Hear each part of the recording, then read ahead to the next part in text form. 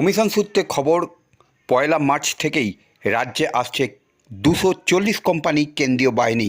সেই মতনই গতকাল রাতে ডানকুনিতে কেন্দ্রীয় বাহিনী এসে পৌঁছয়। আজ বিকেলে শ্রীরামপুরের বিস্তীর্ণ অঞ্চলে শুরু হয় কেন্দ্রীয় বাহিনীর রুট মার্চ।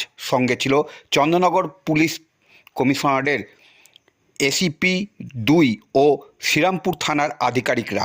বাস টার্মিনাল থেকে নওগাঁ মোড় পর্যন্ত ঘুরে দেখেন কেন্দ্রীয় বাহিনী। পুলিশ সূত্রে খবর, আজ শ্রীরামপুরে এক কোম্পানি কেন্দ্রীয় বাহিনী রুট মার্চ করে।